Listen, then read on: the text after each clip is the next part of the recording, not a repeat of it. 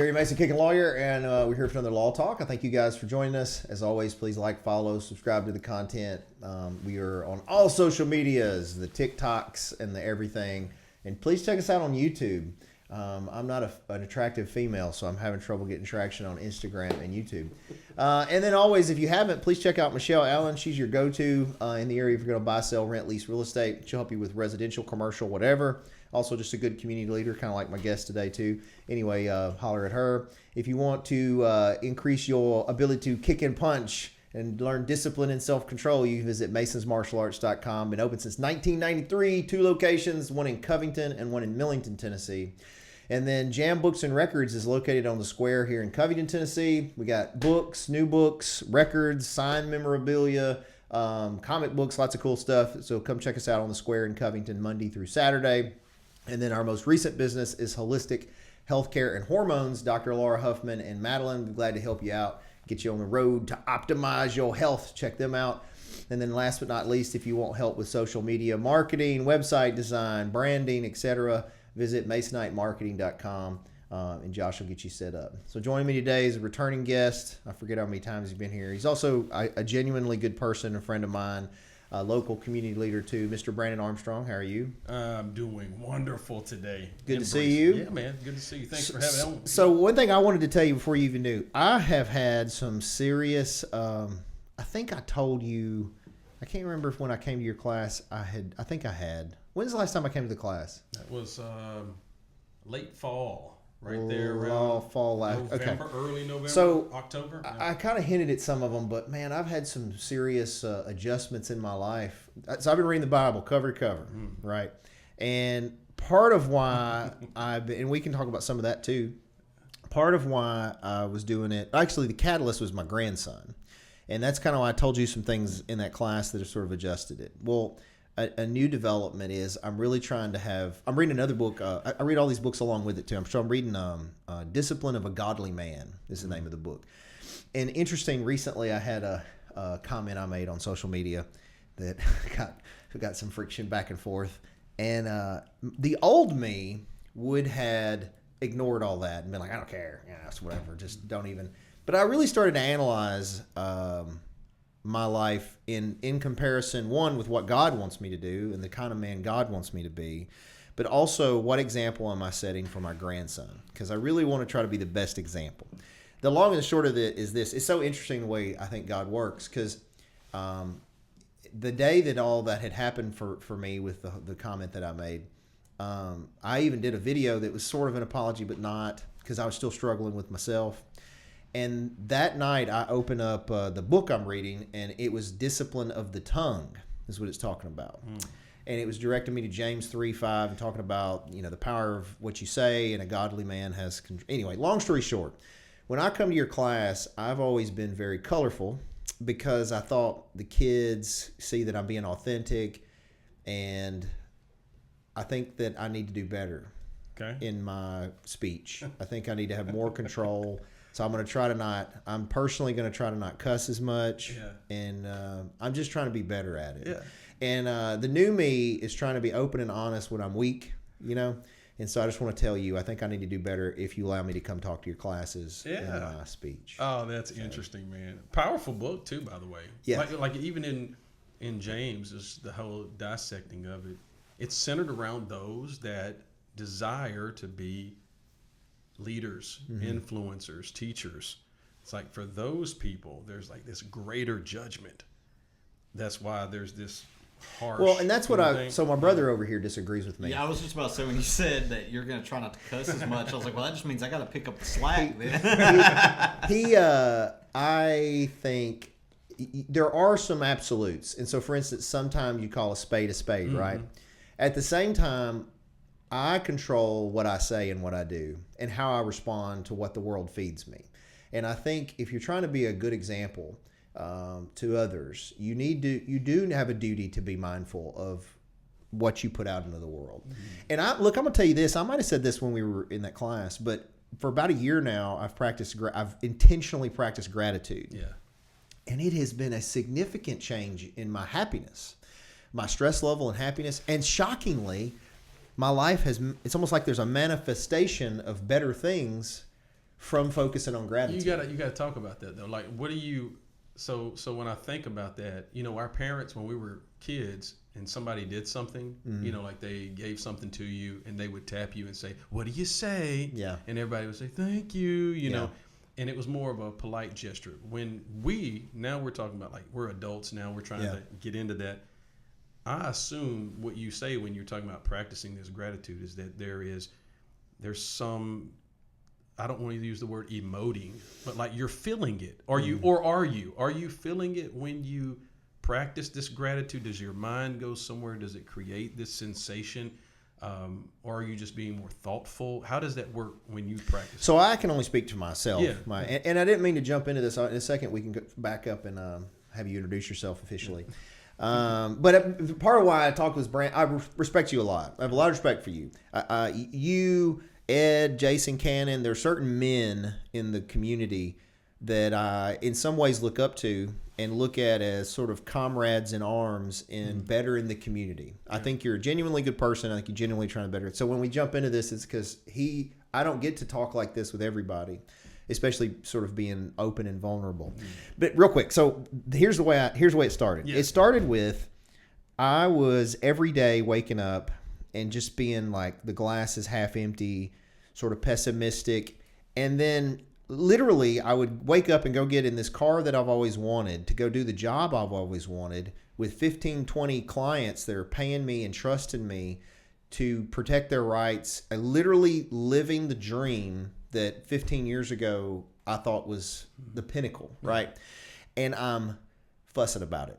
I'm complaining and like, oh, woe is me, or oh God, here it is again today. So what I started to do was consciously shift my perspective on it. So I'll give you two examples that literally I do daily. I wake up and let's say I have 15 cases set that day, which is a stress load. This is very stressful. I literally say, thank you, God. Thank you for this opportunity to serve these people. Thank you for 15 people that are trusting me to protect their interests and their rights in court.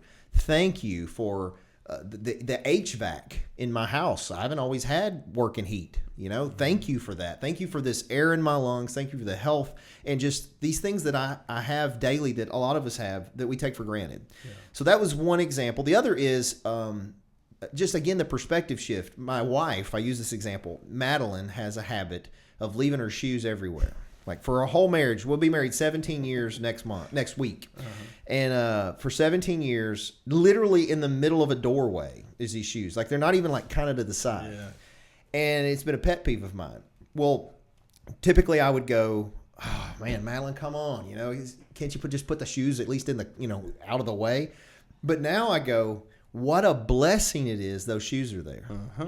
What a blessing it is that I have a woman that loves me and her shoes are here in my floor, not in another man's floor. That's right. That's right. Or there is a blessing. There's shoes there at all. You know what I mean?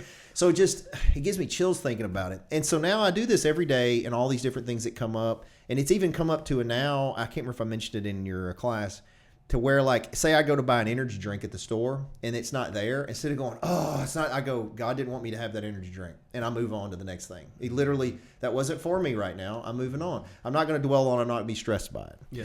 So the answer to your question is, to me, it's sort of a perspective shift. And I make it a conscious effort every day to express gratitude.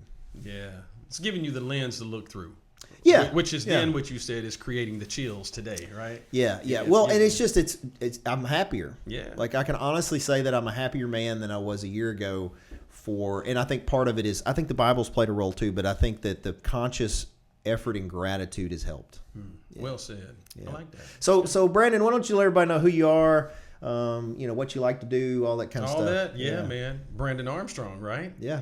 Yeah, man. I just been here most of my life, not all, but most of my life here in Tipton County.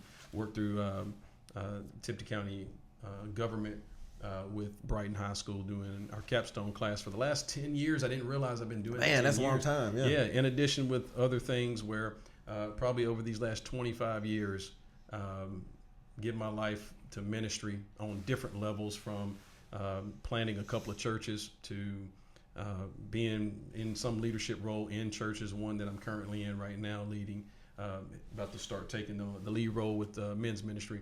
but just trying to find my way with young people, trying to see how we can best serve them. I think that's been one of the things that's captured me over the years, is I find myself with young people or people that have some type of I guess obstacle in their life, or trying to discover, even right now with men, trying to see like what's the aim for the men, and helping them discover, you know, who they are supposed to be, the identity and all that kind of stuff. But that's what's been going on for like you could say like a quarter century. And you're like, good Lord, I've been doing this. So yeah, from the Bible you're reading, I remember I remember as if I've stopped, but I remember, I was just talking to a young a friend of mine who I'm helping them through, maturation in marriage and counseling them and seeing him grow in his faith and everything. And I start talking as if I'm this aged wise man, like, hey, I remember a 6-year run of going through the Bible, but my background is that. Like, I have a master's degree in theological studies and all of this stuff of biblical things. And I jokingly tell a friend of ours, Mario, I'm like, man, I think I am a rabbi of some kind. But it gives perspective, man, when you give yourself fully to a particular concentration. I think that is something God honors, whatever that is, whatever that could be. But yeah, man, that's what it's been. So from church to schools to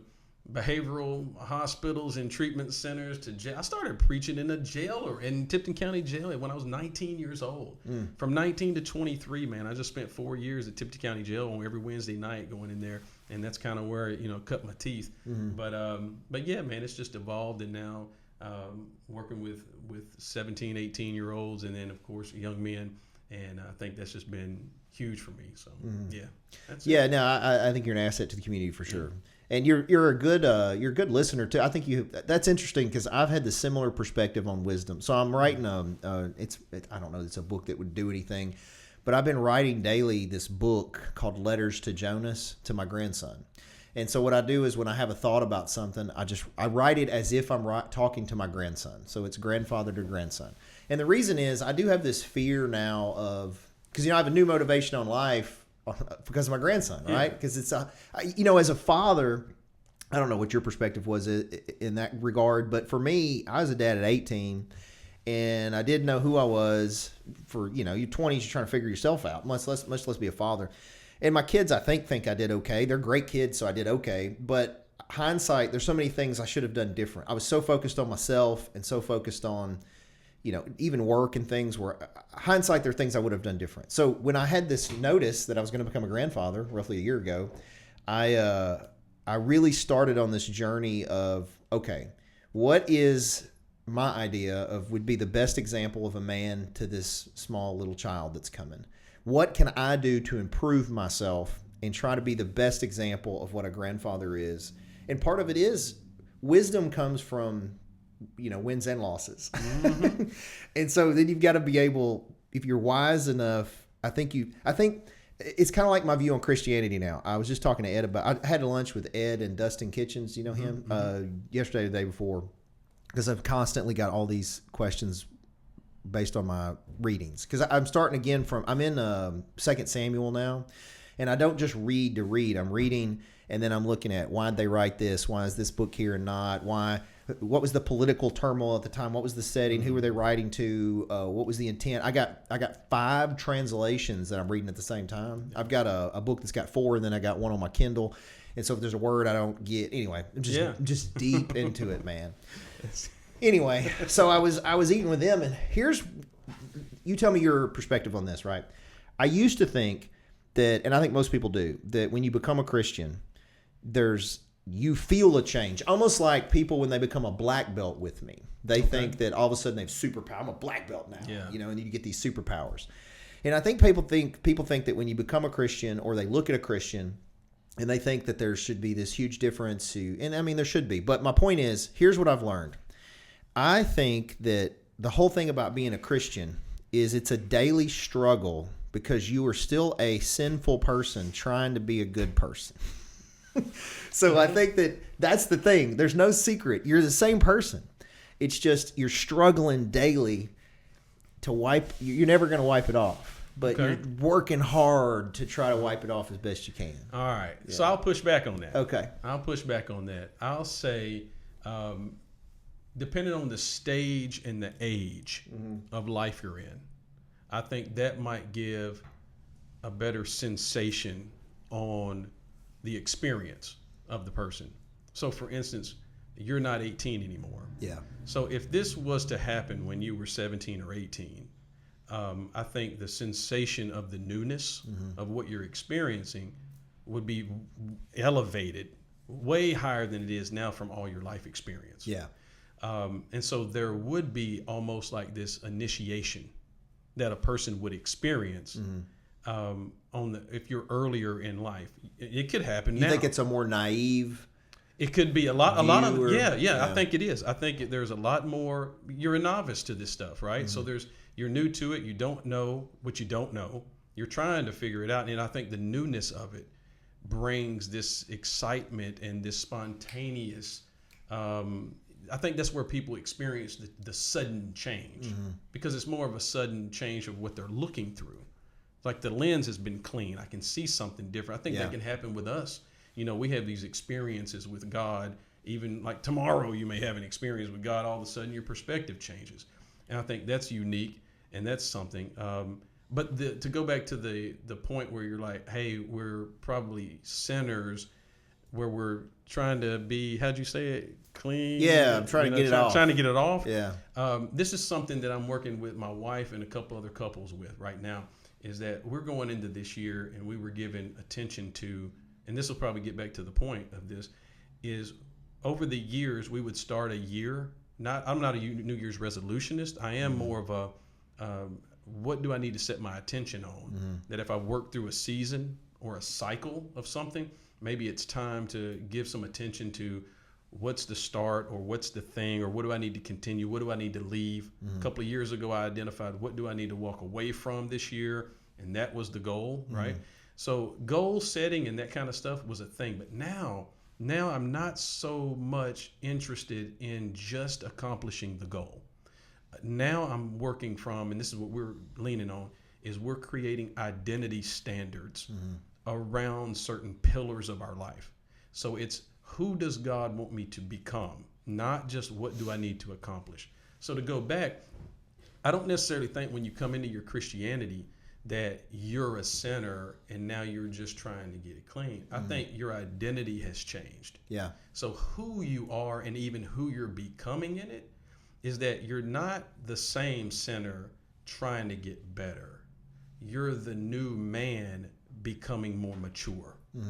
So that right there is not an attempt to just get better from an old version. It's me fulfilling my new identity, my new version of who I am. So it would be, I was the sinner, but now God has made me a son, right? That kind of thing. And so now I gotta figure out, that's what I'm doing now, is like, how do I evolve and mature into this son of God, which then for me starts creating this, I guess this compound effect of now I'm learning what it means to be a son to God. The same as your son is to you. Sure. It's like my son is evolving, and there's certain things that I'm trying to teach him as he's been growing. Now he's 17, about to graduate. Yeah. As he's growing, now I'm teaching him what it means for him to respond to me and how to live in the house with me. But now I'm actually transitioning. I'm in this unique stage, just like you probably have been through, where now my son is about to leave me. And I got to prep him for that. Now, he is not the 10-year-old, and I shouldn't hope that he thinks he's the 10-year-old. Yeah. I need him to own it. I need him to own who he is in the next stage of this life with all the uncertainty that goes with it.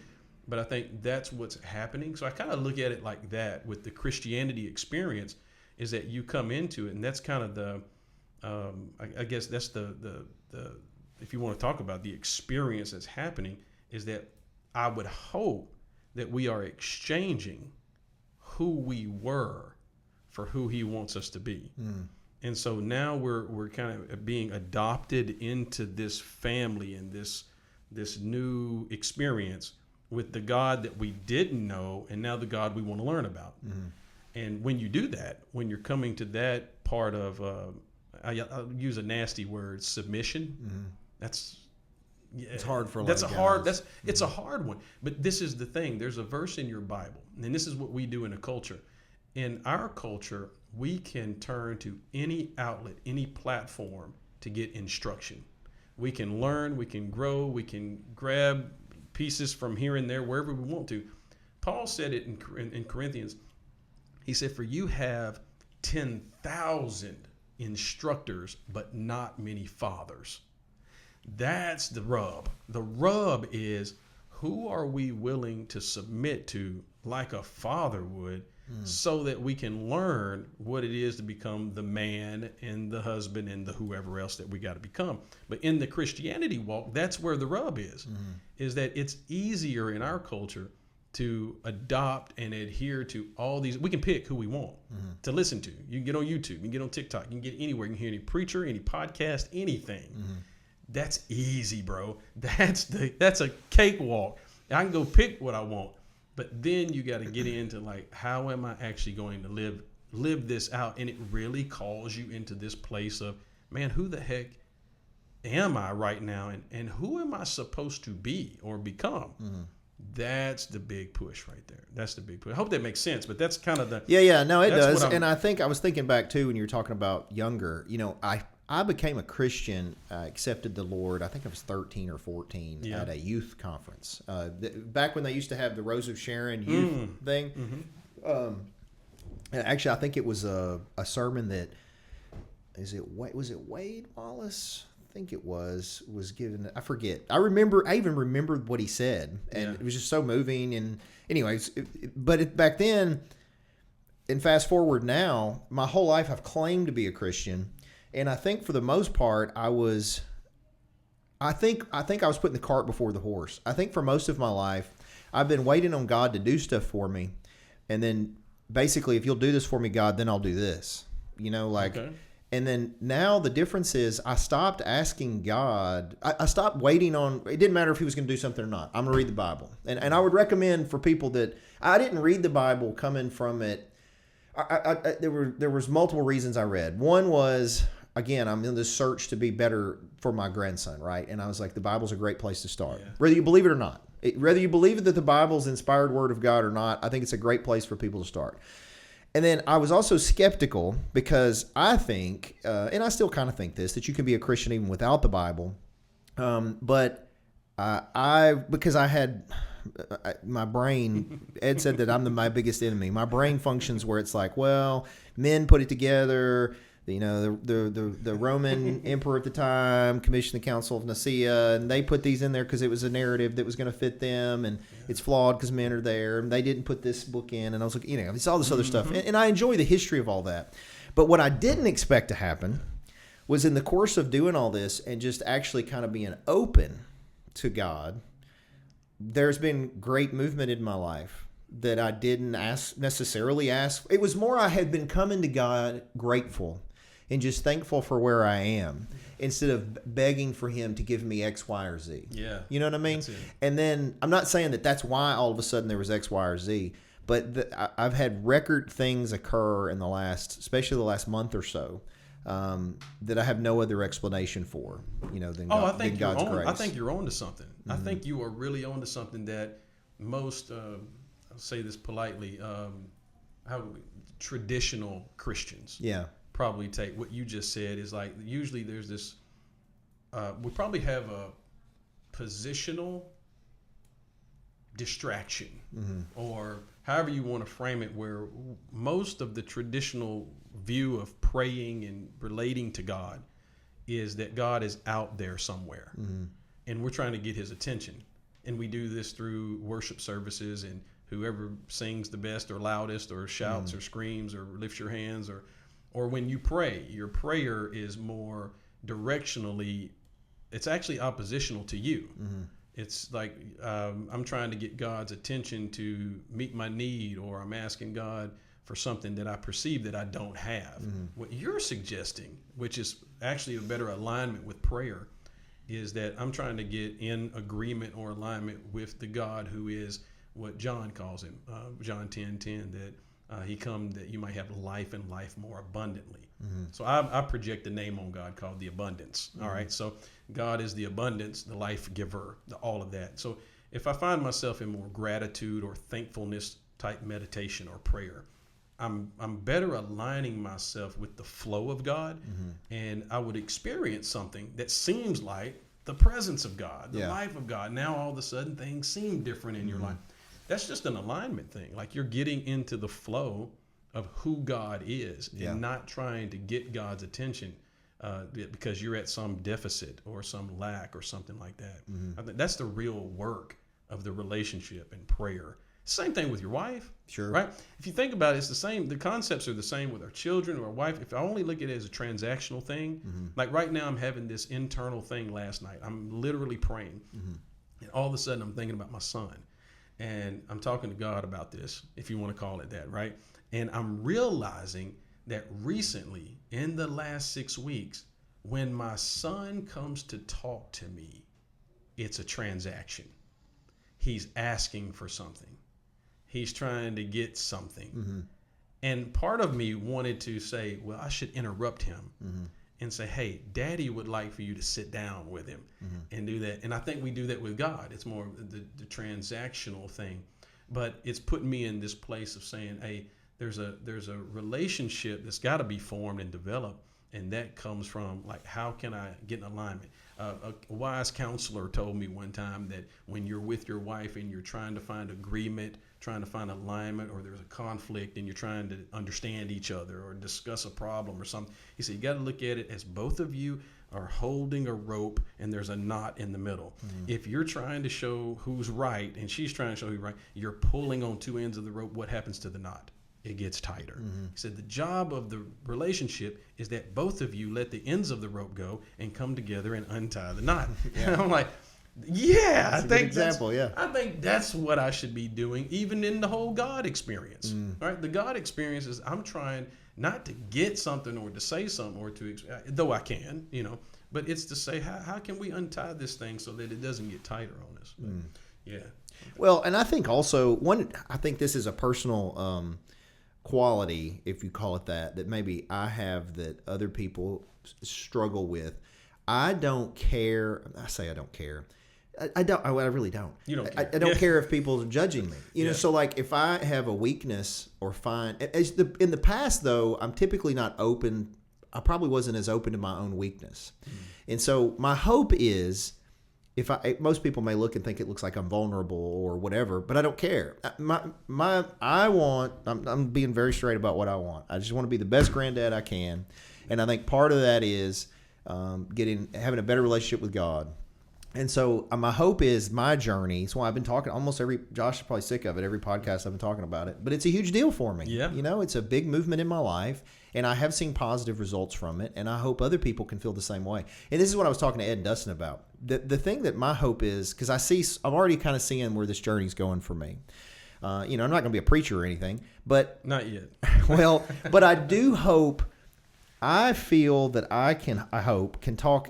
There's a lot of people that are in the secular world that struggle with Christianity because they look at all of the discrepancies and contradictions, and it's an old way of thinking, and, well, you're ignoring all this, you're just focusing on this one thing. And then when a lot of times Christians are challenged on this, their reference is, well, the Bible is like it's self-authenticating, right? Yeah.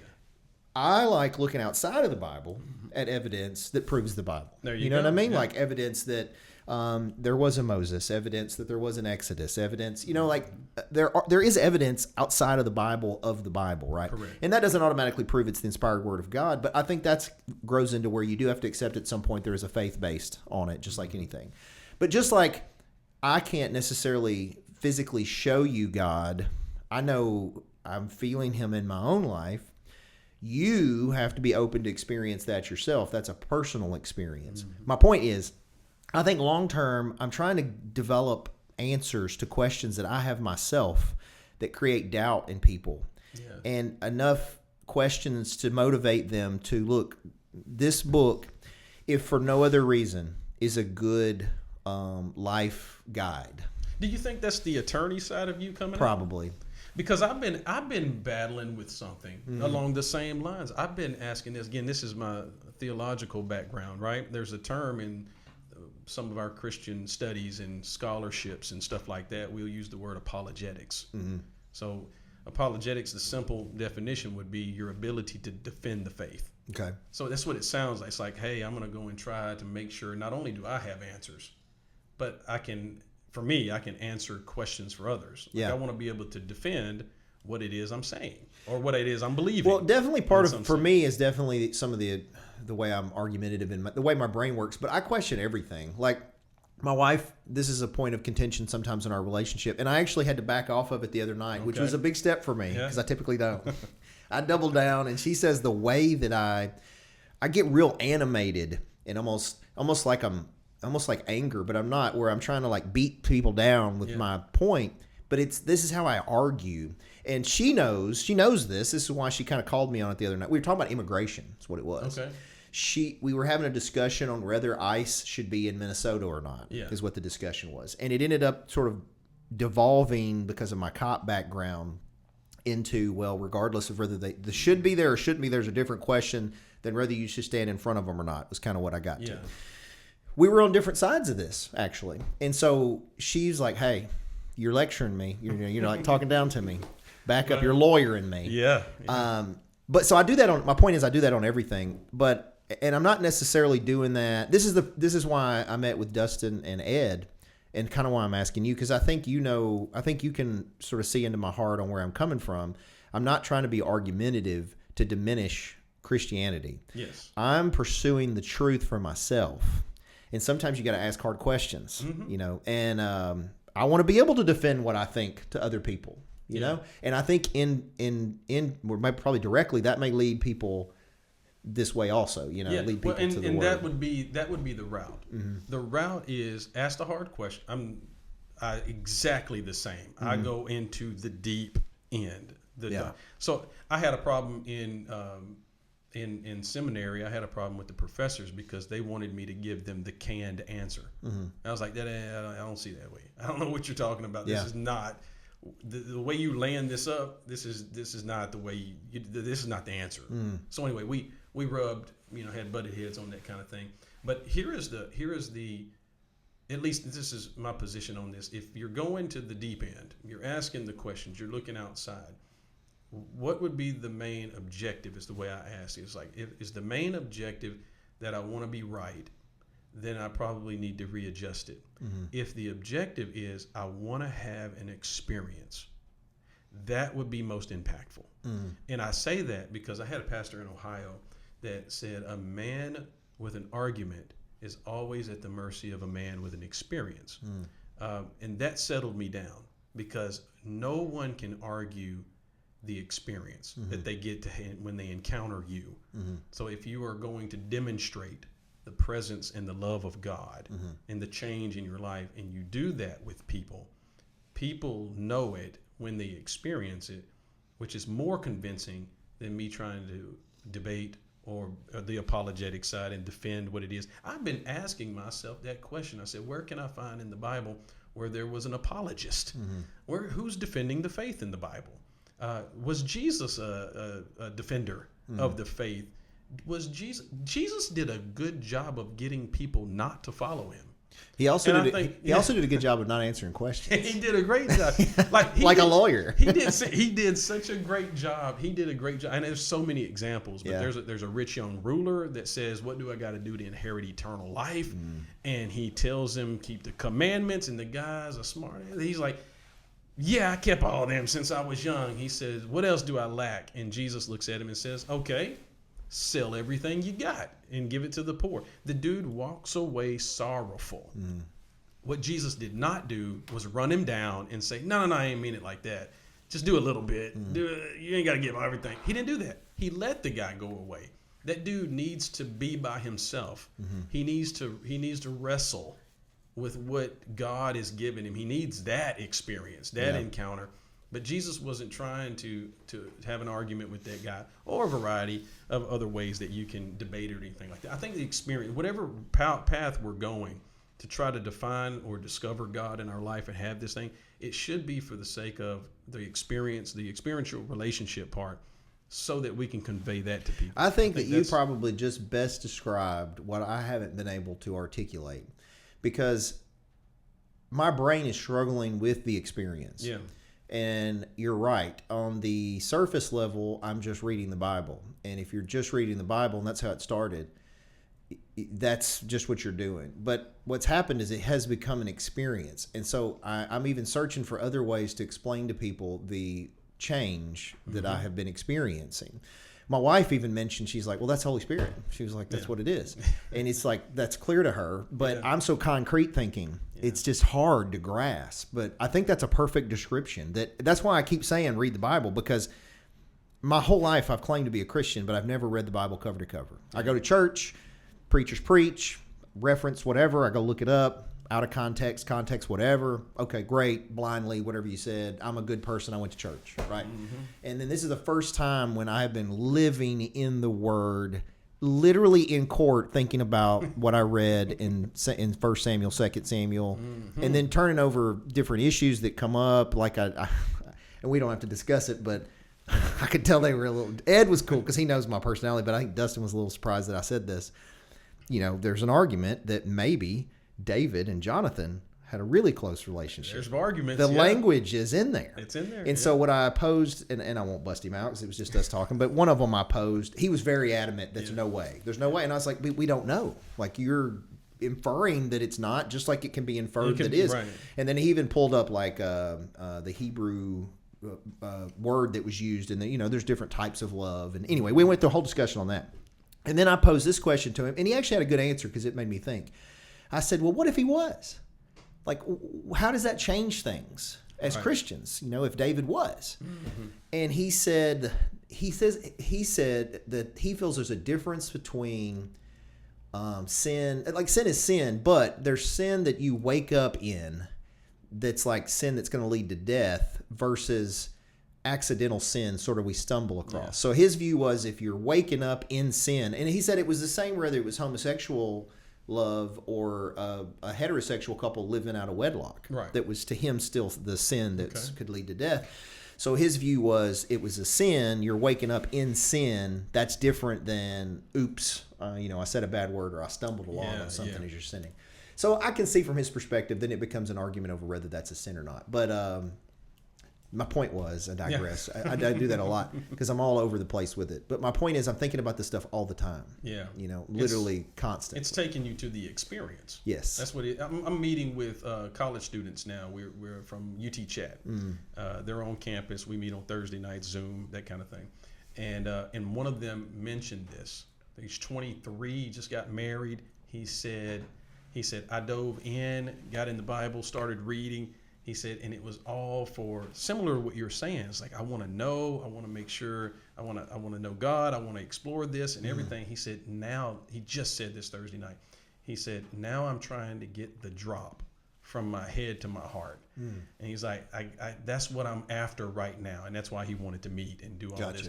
It's like, I know I'm pursuing the head knowledge. Now I want the heart knowledge, that kind of thing. And that's what it eventually take you to. When I was in Bible college in Ohio, man, I'm in my apartment and call me hearing from God, right? I'm praying one day and I'm on the pursuit. I'm reading through Bible. I got all kind. Back then, you didn't have your Chat GPTs and your all the online. So I got lexicons and concordances and everything out. Old school. All old school, man. Book on book on book, right?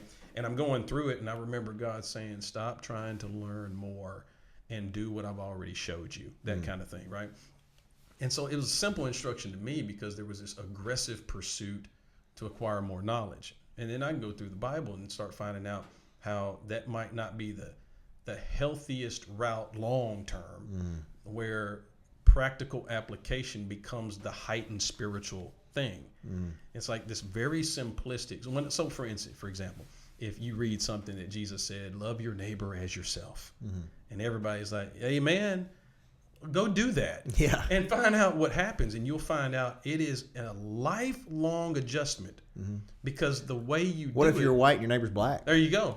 You're right. And or what if you assume, like I had experience back in 2003, I'm in Broad Meadows. Think I had a good idea, bro. I thought I had a good idea. Got my whole church together. Said, hey, I want to go and make sure everybody in those apartments has clothes. We're going to clothe everybody, kids, everybody. I go knock on every door. Me and a team of people knocking on them. Hey, just want to get your sizes of your kids, all that. We're from this church.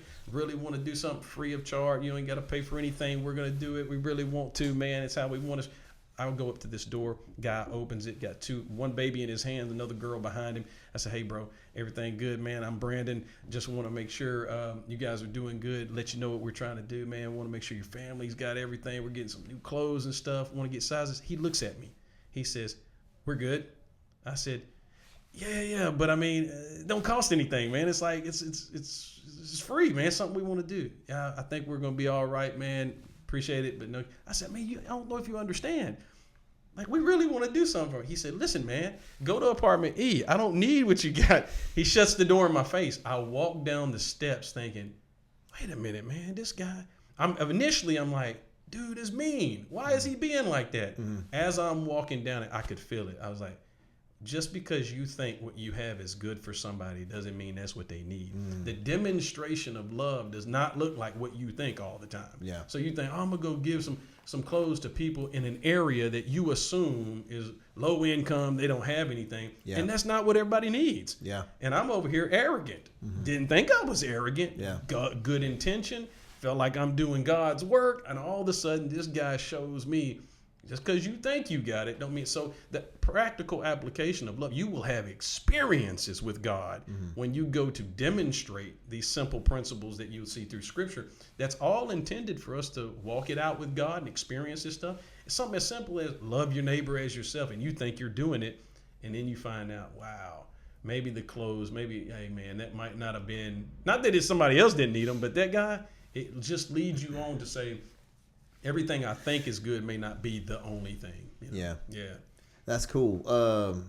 Man, I could keep talking about the religious stuff. I did have a couple questions I wanted to ask you though, because of your one is related to your history in sort of criminal justice and going witnessing and also some inner city questions, and the other is regarding the capstone stuff and the observations you've had working with these kids. Yeah. So I guess first when I would go, we talk about the kids. So in the time, this decade that you've had working with these kids, what has been an observation that you've seen that, was kind of surprising in the last decade of like what the kids observe? Well, and here's why I asked this. There's a study came out recently that said that the generation that you're dealing with actually is the first generation ever that is less intelligent, it was the standard, than the prior less capable than the prior generations. It's a first regression on like IQ they've seen. Have you seen anything in there that you think shows that, or is it maybe that the older generations are failing to see the strength and benefit of that generation? It's a miscommunication thing. I think that's what they were trying to do. So when I first started, it was this push. The governor of Tennessee had this thing called the Drive to 55. He wanted to see 55% of the population in Tennessee become trained, qualified candidates for the workforce, a way to attract the industry to the state of Tennessee. Sure. Right? It's like, hey, man, if everybody's in here got some type of training, college degree, associates, bachelor's, TCAT, whatever, then we become more attractive. All right, so then all the conversation energy started shifting to where we started pushing more attention to the 2-year route in the trade school, right? So over the time, you started noticing there was a slower adoption from students where they were like, wait a minute, I want to go to college. I don't know about TCAT. I said, hello, that's Tennessee College of Applied Technology. It is, but it's different. So they were trying to adjust, the young people were adjusting. The parents were starting to see it. And now we're starting to see a lot more shift. But the same way the transition was difficult for the student to accept and adopt, and they still are, but it was a real, obstacle at the beginning. Now you're seeing parents gravitate and adopt the language. Students are more open to it. But I do think you got that. I think now you come out of COVID. Now you got this massive adoption of AI. Now you got... what are we doing? The work or lack thereof that can be done in school is done by the computer now. Yeah. So I think you've got this mesh of we are at the pivotal time where the student is trying to figure out, how do I learn a new way? Mm-hmm. While simultaneously saying, what tools can I use to do it? Mm-hmm. The older generation is crapping on them mm-hmm. because they don't think that's the way. Yeah. So I think there's this, it's blurred right now. I do think it's blurred. Has there been a tick down? I think the tick down is simply because they're caught in the middle, where the new system or the system that they're leaving, the high school system that they're leaving, and the world they're going into is in transition. Yeah. So they're going to get caught in being a step back behind. Well, and also the testing criteria, I don't even read the whole study, but the testing criteria that they're using may be dated too. Yeah. In other words, it's not quantifying this new metric of technology access and utilization. Yeah. So, and then you got to think about where we are. Mm-hmm. You know, we're in Tipton County, and this is whatever you want to call it, but there are other districts in other parts of the country that are way far ahead than what we're doing right now. And I think I heard something about that study too, is when students became, I think, what do they call it? One-to-one, like when they got devices in their hands. I think that was one of the metrics it was talking about. Yeah. It's like all of a sudden it dropped. Did it? I mean, could it? Are we all to better? me, it's a similar argument to when we were in school and they were like, can't use a calculator. You don't have a calculator in your pocket when you're out there. Oh, you're going to go to I got a calculator. You're going to go to the library and get on the thing and get out of here, man. Give me my phone, right? So, I teach college now too. I teach 2 nights a week. I teach this semester I'm teaching Intro to Criminal Justice, and I'm teaching, shockingly, race, ethnicity, and criminal justice. Ooh. I think it's because nobody else wanted to teach it. Man, that's a good one. It's a hard one. Yeah. And it's a mixed class demographically, and I let them voice their opinions. But it has been, it's difficult because I noticed even myself, my own bias starts to want to surface. And as I'm lecturing or teaching whatever the case or principle is we're talking about, I have to be mindful again of my speech as I'm talking, and didn't realize that I needed to be, from my normal interaction with people. Anyway, but my next question I was going to ask you deals with that class. So last night I was teaching. It was policing, race and criminal justice, and sort of like race. So we sort of went through the history of how cops have interacted with non-whites, basically. And so I had pulled a lot of statistics in the beginning. It actually took me a long time. I went down this whole rabbit hole on the statistics that I shared with them, and they seemed to not care, which bothered me because I spent all this time. But anyway, I literally spent hours. So I went through every decade from 1970 to now, and did the total number of arrests. I didn't do convictions or incarceration. I just did because we're just talking about cops, which is mostly they arrest, right?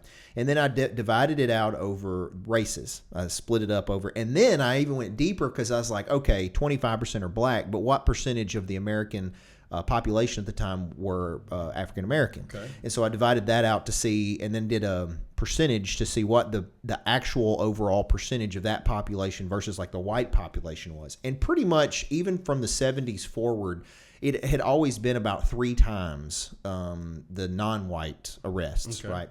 So we were discussing why. That was one issue, and I kind of want your insight on that and what you think from being in church and in that community, and Broad Meadows, the whole thing, and even with the youth, and what you think. And we went through issues that they all brought up. One of the this one lady who's African, which she had to educate me. She's in her 40s, I think, and she identifies as African American but not black. She said that black is wrong. She's not black, but she said, and I was like, well, what would you call me? She says, you're white. And I said, okay. But anyway, so her immediate thing was it's racism. That was the whole thing, which I do think is a component, but that's like the primary driver she felt. And we went through factors on that.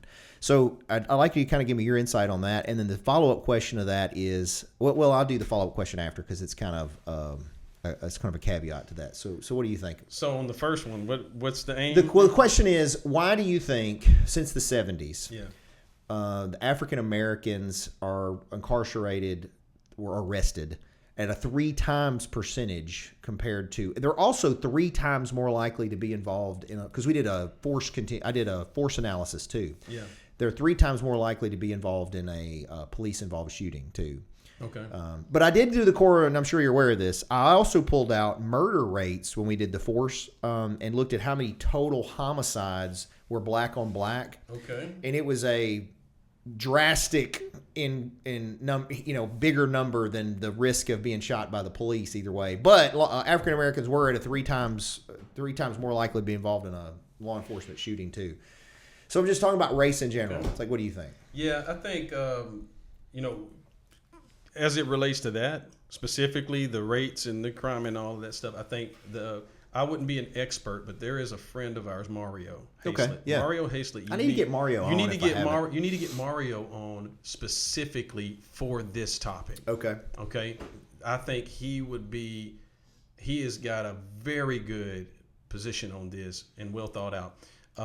But I would say, does racism, have some play in that? It does. Sure. From a systemic position, yeah, Mm-hmm. I think you got that.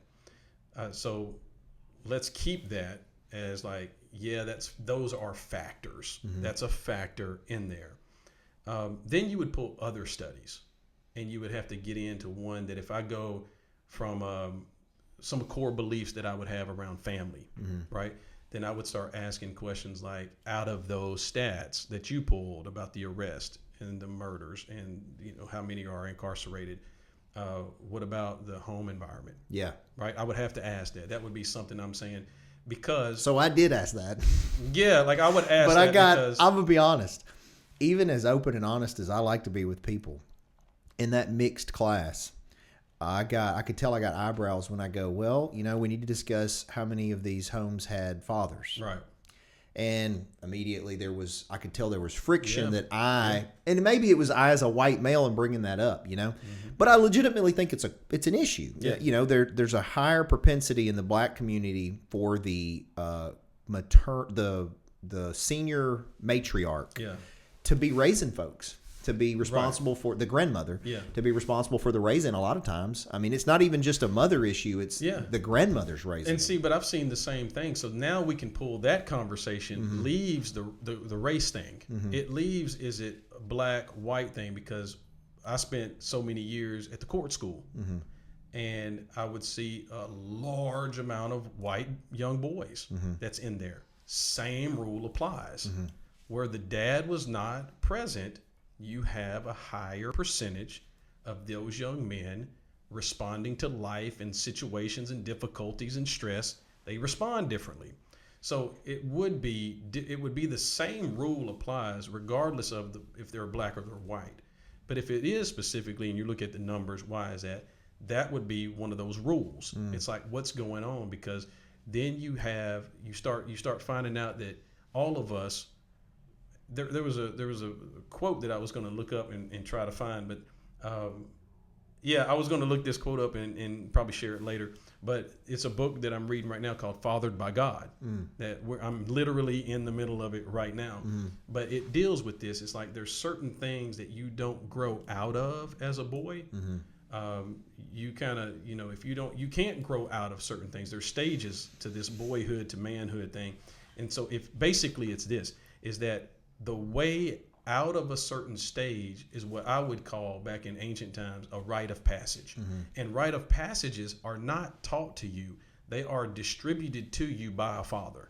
It's like you got to have an elder man take you through the ringer, take you through the discipline, show you the stuff so that you can transition to the next stage of your life. If you don't get that, you literally can have a pause in your maturation process. You will have a pause. And imagine you entering into life still in the boyhood stage and having to deal with everything that's going on. It is going to be unbelievably difficult how you respond socially, how you respond to managing the financial thing, relationships with the people you're around. It's all of that, man. So I think that would be one of my. Well, and to be clear, I wasn't trying to crap on that it's necessarily even a racial thing. You can look in England. There's some similar discrepancies as far as like the family and things with the Indian population from India. They are the minority there, and also there's crime issues and arrest in England with the Indians, not with African. Well, I guess it'd be British, African British. I don't know what you call them. Black folks in England, right? My point is, I'm not saying it's necessarily racial. I think there are tons of other cultural and systemic racism, and even from post-Civil War laws that were targeted at black people, loitering, and all this kind of stuff. Yeah, I think you got. There's a lot of other, and the welfare system. I think there's an argument that the welfare system that developed out of, I think it was Roosevelt started. It's like 37 was the Great Society plan that first started what eventually LBJ turned into what we kind of know as the welfare program. But all of it was sort of started as a way to sort of the government to still have some level of control over the black population. Anyway, see that's a good point. Yeah, that's a good point. Like when you start seeing the trickle down effect of like this control and the narrative that's created and all that, you can see how powers that be can actually structure a thing that could lead to the fallout of the father in the house, or however you want to do it. Now, I can hear the critic. I can hear the critic right now that'll listen to this and say something like, well, you got to own it. You got to have your own be responsible yourself, and you can change things. Okay, that's why people have a hard time dieting and exercising. And you say, well, why don't you eat better? And why don't you go run 5 miles? And the reason why you don't get your behind up is because there's something going on inside you that you might even not been brought up in a home that exercised and valued it a lot. Yeah. And so because you didn't see it, because you didn't have it, now you can't do it. You live a lifestyle a certain way. It's the same rule. Where it was not modeled, it's hard to enforce. Yeah. It's just hard to enforce. And so I think the same thing applies there. I wanted to ask you about another thing that I brought up in that class. And this is a sort of a soapbox of mine, because I've seen it now on the other side representing people, and especially families and stuff. I think that we as a society arrest people, put them in prison, and we lock up more people than anybody else in the world, right? And then the prisons are depressing. They're not necessarily rehabilitated. They're not necessarily given any actual skills. And then they come out as second-class citizens, convicted felons. They can't vote. They don't have the same rights as everybody else. They can't get the same jobs as everybody else, right, although they paid their debt to society. They did whatever the sentence was, right? And so all that's cleared, and then they come out, and we treat them like second class, but then expect them not to do the same stuff again. Yeah. Put them back in the environment that spawned that behavior, and then be like, oh, they're criminal. Once a criminal, always a criminal. I don't know. Since you mentioned you did that ministry in jail and whatnot, just kind of get your thoughts on that. Yeah, I think that would be we probably need to ask the real question when it goes, you're in the courtroom.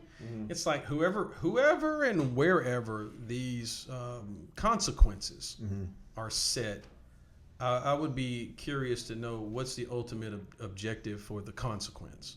Like, is the consequence just to remove the person from society for a particular period of time? Like, is that the intended consequence? I don't want to use the word punishment. I want to use the word consequence. It's like, I do a crime. I'm burglarizing somebody. All right, I get 5 years. To what end? Yeah. Like, is it just so that I'm not in the population to do that, to continue to do it because I may be a threat or a harm to someone? Or is it to remove me so that A, B, and C happens, and then I can be back in? Otherwise, just kill everybody. Yeah. Right? If you commit a crime, do it. I'm the wrong person to ask on this, because I remember being in the 7th grade, 1990, 4, and I remember this story that broke in Singapore with the American citizen. The dude that got caned. Got caned, yeah, I remember that. He got caned, and they caned the flesh off of his body, and everybody's in an uproar over here. He had taken a flag or something. Poster or something. Poster, flag, spit on the ground. I don't know, whatever it was. And all of a sudden, we're over here crying that, oh, that's too harsh. And how could they do that? And this is an international incident or something, whatever, right?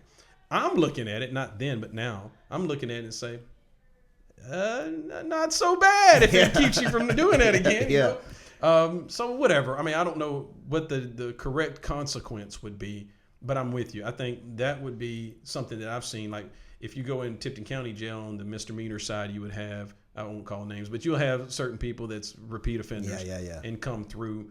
And it seems like that is the culture that has been created through the judicial system. Well, I'm not saying that there shouldn't be penalties. It's got to be penalty. Yeah, and I would say in answer to sort of the one question you asked, I look at it as the justice system is set up for one of three purposes, Okay. right? That the end result is either punishment. It is one of them. Yeah. One is punishment. You've got to discipline the person through punishment, and you don't want, if there's not a pain, and the pain could be just absent from society, Okay. there's got to be some kind of penalty to motivate them to change their behavior, right? So that's one. The second is protecting the public. Yes. There are people that need to be removed because they are a risk to the public or could be a risk to the public. So there is a concern that the judges weigh when sentencing people on what is the risk to the public. But the third one is the one that I'm sort of focused on here, and that's rehabilitation. Mm-hmm. What are we doing to rehabilitate them? So I'm not saying I have an issue with somebody doing prison time or whatever as a result of a conviction. My issue is, as a society, they have paid the debt. They went to 10 years. They're in prison 10 years. And then we dump them back out in the same community without any mentorship, maybe. And then we as citizens, again, I circle back to that post I made that I apologize for saying the word that I said. They called the guy. But most people wouldn't even open the door to the dude. Yeah. Because he clearly had a history. He had a certain look where most people would have, I'm not even going to. So are you suggesting when people get out, they have served their punishment, their time, that we should let's just be direct, that they should we don't have to have them fill out job applications and say that they were a felon. I don't like that they've got. Why should that follow them? Yeah, I mean, I get that they have to be punished, but my concern is if you're not going to lock them up forever or kill them, like you said, Right. why are we going to dump them back in society as second-class citizens and be like, well, that's what you got to deal with. That's the punishment. And sometimes it's these 18, 19-year-olds that You're didn't have any guidance. That's right. And maybe could have been guided to do better. But then what I'm suggesting is two things. One, we as a society, I think, need to change our view of it. You're a criminal, yes, but once you get out, you've paid the debt. Okay, let's move forward. Let's move on. Forgiveness. See, that right there is now. Then you wouldn't be a sinner trying to get better. You done that. Now this is the new. Yeah. So let's not set them up for failure. Right. Number one. The second thing is, when my undergrad, I looked at criminal justice throughout the world, right? Different, and like you're talking about Singapore and some of the Sharia law and the Muslim. That's pretty strict stuff, right? Clearly, I don't like that. I don't think you should just stone a woman because she shows her hair or whatever. But and if you look at Scandinavian nations, their prisons don't look like prisons. They're like schools. They're even decorated different. So these people go and they learn skills and trades and they get certified. And then the society too, once they're released, treats them like a normal person. Yeah. Like, okay, you did good job. Yeah, let's go. Let's get back at it. And again, I'm not saying I know the answers to all of it, but I do know that I see the repercussions when I represent people that maybe have done something, or maybe because sometimes people plea because the risk of going to trial is so great that they got to take a plea. Yeah. So now they may have done prison time or have the felon designation because they didn't want to roll the dice and maybe get worse at trial when it's a he said, she said, or, you just never know, right? And then that ripple effects on their family. Now their children are affected because they can't work the same. I just see the ripple effects now on the backside. And then you have people that jump on the social media and attack people because they got arrested when they're innocent. They're still innocent until they're proven guilty, right? Yeah. But we don't look at it that way as a society. And then you don't ever, this is the other thing, and I've talked to my media friend about this, they don't do retractions. They don't go back and explain when I get them acquitted. When the government screwed up and locked up these people that are innocent, you don't see no backtrack on it. Since you said that in our class, Yeah. every time I see somebody on You Facebook, think about it. I'm like, oh God, they're glad they hadn't even went through the process yet. But they are now, they Statistically, they're probably right. Right. But they do get it wrong. Yeah. It I happens. represent them. They're literally innocent. Anyway, I'm sorry. It's just a soapbox. I get frustrated. No, that's it. And it's because, man, I just want people to be. But what it's if like you said? What if you do have the answer? What if I do What have if the answer? you do have the answer? What if you could make the change? Like, Well, what would I'm not arrogant enough to think that I could off my head say, hey, this is what you do.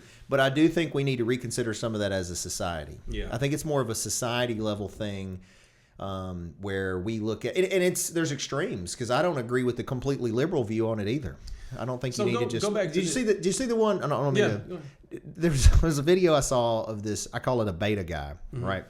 And he was like, "I don't lock my doors at all," right? Yeah. And they were like, "What?"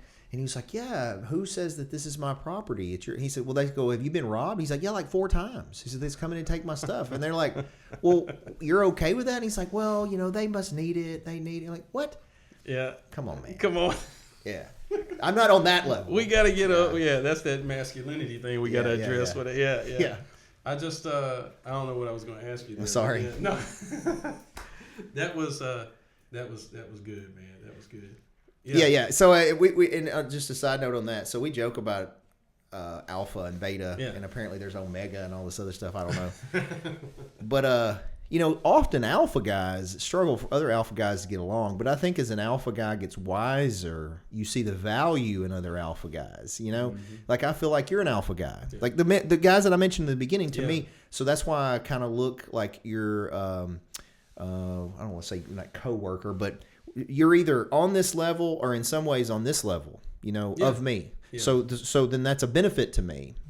And if I want my community to get better, I need quality alpha males. Got to. You don't want all these betas that's just getting run over. That's it. You know what Yeah, I mean? we teach this a lot when I'm doing discipleship or Mm-hmm. mentorship. It's like everyone needs a plus, minus, and an equal. Yeah. Everybody needs that. Like if you're absent of any one of those, like if you're the alpha, of course you need other alphas. Mm-hmm. Yeah. But you need a minus, somebody who's the student to you. Mm-hmm. You need the equal and you need the greater. There's got to be somebody greater than you. Yeah. If you're the greatest one there, it's very bad. Even Jesus said, the student is not above his teacher. So I always ask myself the question. I'm like, all right, if the student's not above his teacher, number one, who's my teacher? Oh, I don't have one. Am I the teacher? Who's my students? Oh, I don't have none. Get your ass back in line, right? Yeah. And submit. And so that's a big thing is like looking at that, but you definitely got to Well, and I think we as men need to understand sometimes too, especially as you get wiser, that there are men that may be your teacher in some regards, but maybe your student in other regards. That's right, yeah. Like if you came to my martial arts school, you would be my student. That's it. Right? But in the religious realm, you're my teacher. Yeah. So I think that everybody can serve a benefit, and maybe those roles can be very. But I agree with you. I think it is always important to have a teacher. If you think like you said, if you're the smartest person in the room, for me that's a problem. There's a cap. That's tough. So, but look, man, I could talk to you forever, Brandon. We've been going a long man. time. But It's good. anything else for the good of the order you want to leave us with? Man, keep pursuing God. I Keep appreciate pursuing God. I think, man, you are going. Listen, there is one promise I said a lot of promises in the Bible. There's one specific that you're on right now. So anybody else listening that's on this same journey, where it's like, hey, man, where we live, there are a lot of people that at least make agreement with the idea that they believe in God.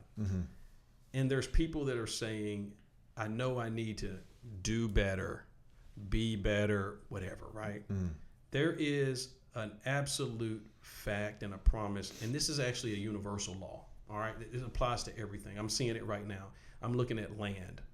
Now, all of a sudden, all this land is showing up. Well, it's because I'm looking for it. Yeah. When I wasn't looking for it, I ain't never seen any land. But there's a promise in the Bible that said, if you seek me with all your heart, you will find me. That is straight from Jeremiah. Jesus promised the same thing, that if you ask, you'll receive. You seek, you'll find. You knock, it will be open. Those are like the universal principles. Anybody listening, and you, bro, like as you're pursuing, you are going headlong into an experience. Like it is, you will find exactly what you're looking for, even if what you find you don't like. But you're going to find it, and then it's going to take you to the next thing, and that's everybody. It's like the only thing you can't do is get to this place of what's the culture doing with us now, of being indifferent and apathetic and all of this, where we just say, I don't care, or it doesn't matter, or anything like that. As long as it matters, you will find the God that you are pursuing. You are going to find it. And I think that's the challenge people are facing right now, is they get to the point where there's so many voices, so many arguments, so many positions, and your own life, that you get to the point where it's so much stimulation, so much going on, people retreat. That's what we do. We end up retreating, and we just get by through the day.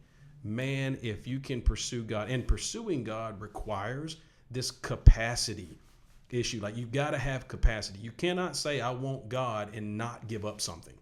You're not going to have room in your house if you don't get your rooms empty, because God takes up a lot of space. Yeah. Right. That's a real thing. And so people are going to have to answer this question of, what am I going to discard? What am I giving up in this pursuit if you say you really want it? If I could say anything, man, it would be that. It's like, look at the things you need to walk away from. What do you need to leave? What do you need to say no from or no to? People, things, whatever, practices, habits, whatever the thing is. If the intent is, man, I really want to get to know God. I really want to, for your grandson, for whatever, man, all of it, it's going to take you to that place. So you gotta get comfortable with discarding and getting detached from things that's been on you for a long time. But that is going to make room and open up the space where God feels that, and you have this amazing, miraculous experience that you cannot explain with words. You can't find in books. You can't do anything, man.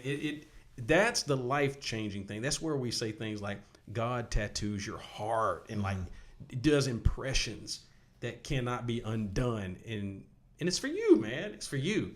So, man, pursue it, whole heart, go in, do it the way, listen, God talks to all of us differently. Man, go to the dark side. Go to whatever side. You're going to find him. You're going to find the God of the universe. You will. Yeah. Well, I appreciate that. You got it, man. And, man, I thank you for your time, too.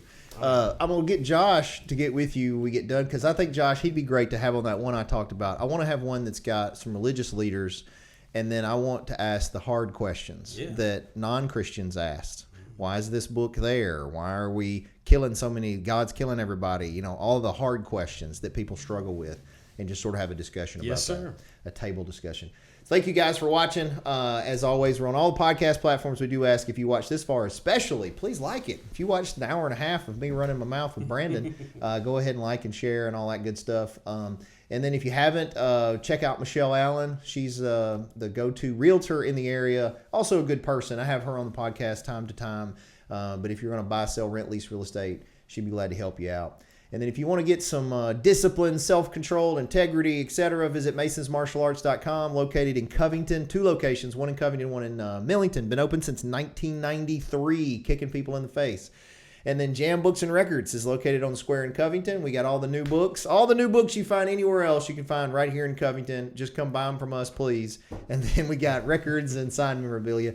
And if you want to optimize your health, Dr. Laura and Madeline, we'd be glad to help you with holistic healthcare and hormones. Just visit holistichealthhormones.com and you can schedule your appointments. And then if you want to help with branding, social media marketing, website design, videos, all that good stuff, just visit masonitemarketing.com. I hope you guys have a good rest of your week. As always, if you need us, just keep kicking.